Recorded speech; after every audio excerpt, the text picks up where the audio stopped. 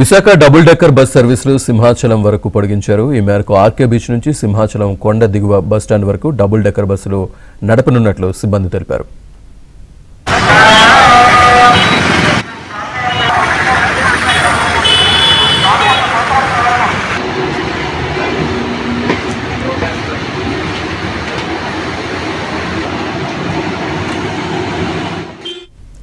పర్యాటకులను దృష్టిలో పెట్టుకుని బస్సు టికెట్లను సగానికి తగ్గించినట్లు సిబ్బంది చెబుతున్నారు. ఇక బస్సులో ప్రయాణం చాలా ఆహ్లాదకరంగా ఉందని ప్రయాణికులు చెబుతున్నారు.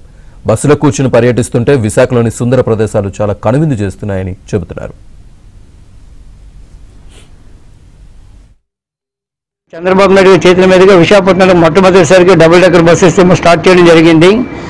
500 రూపాయల టికెట్ ఉంటే దాన్ని ఏమో 250 రూపాయలు చేశారు. సో అలాంటి దాని మీద ఇంకా ట్యాక్స్ కలుపుకొని మాకు 263 రూపాయలు పడుతుందండి ప్యాకేజు.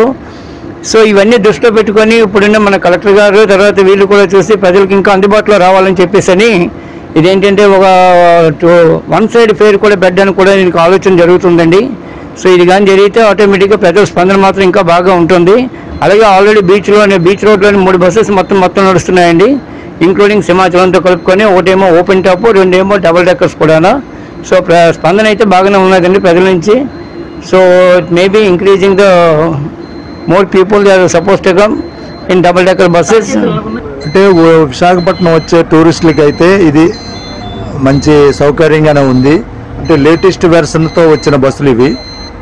చూడడానికి అన్ని రకాలుగా బాగుంటుంది. వ్యూ పాయింట్లు కానీ హైట్ మీద కాబట్టి వాళ్ళకి అన్ని లొకేషన్స్ అన్నీ కూడా కనబడతాయి, బాగుంటుంది చూడడానికి. రేటు కూడా రీజనబుల్ రేటు. ఎందుకంటే విశాఖపట్నంలో మినిమం ఇంత స్మార్ట్ సిటీ ఏరియాలో కాస్ట్ ఎక్కువ ఉన్నా కానీ గవర్నమెంట్ చాలా తక్కువ రేటు పెట్టి లో బడ్జెట్లో బస్సులు తిప్పడం అన్నది చాలా సంతోషమైన వార్త. ఇది బాగుంది. అంటే వచ్చిన సింహాచలం నుంచి ఆర్కే బీచ్కి వెళ్ళడానికి పర్యాటకులుగా అన్ని రకాలుగా బాగుంది.